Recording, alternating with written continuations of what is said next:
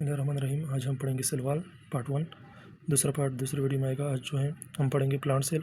ये जो cell wall है ये प्लांट सेल में मौजूद होता है, प्रेजेंट होता है, और एनिमल सेल्स में जो होता है ये नहीं मौजूद, ये एब्सेंट होता है, क्योंकि एनिमल सेल क्या करते हैं, मूवमेंट करते हैं, तो इसी वजह से इसमें सेल वॉल मौजूद नहीं होता।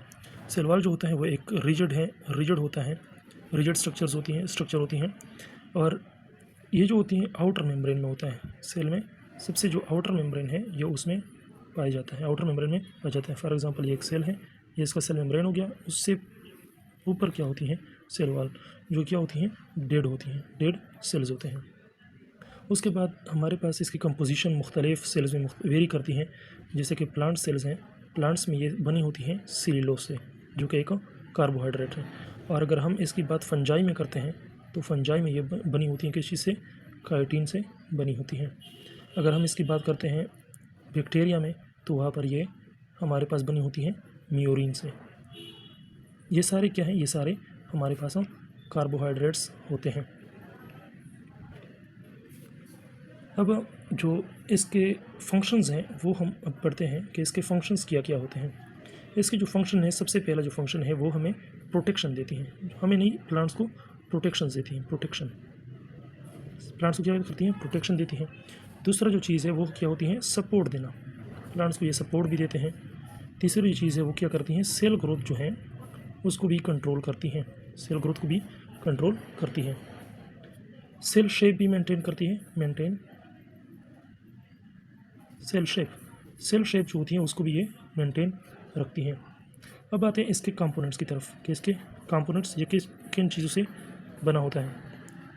इनके जो कंपोनेंट्स, सबसे पहले इसके जो कंपोनेंट्स है उसमें सबसे पहले आता है प्राइमरी सेल वॉल आता है। ये प्राइमरी सेल वॉल, जब पौधे छोटे होते हैं तो उस पर जो सेल वॉल होता है वो प्राइमरी सेल वॉल होता है। ये क्या होता है, ये 3 होता है, फ्लेक्सिबल होता है, 3 और फ्लेक्सिबल होता है। और ये किस चीज़ से बना होता है, सेल्यूलोज, हेमीसेल्यूलोज, पेक्टिन, इन चीज़ों से ये बना होता है। अब आते हैं किस चीज़ पर, सेकेंडरी सेल वॉल पर। सेकेंडरी सेल वॉल जो होता है वो थिक होता है, लेस फ्लेक्सिबल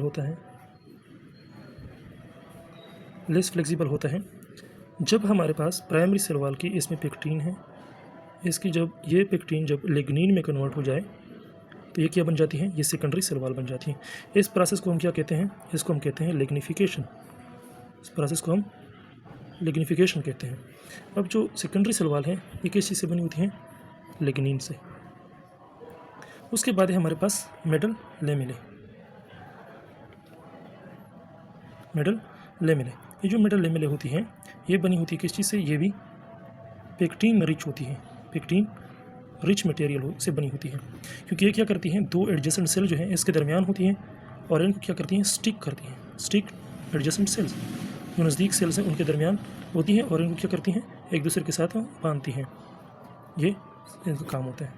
तो ये था आपका पार्ट 1 सेल वॉल। दूसरी वीडियो में हम बताएंगे पार्ट 2 में कि सेल वॉल के कंपोनेंट्स को एक्सप्लेन करेंगे।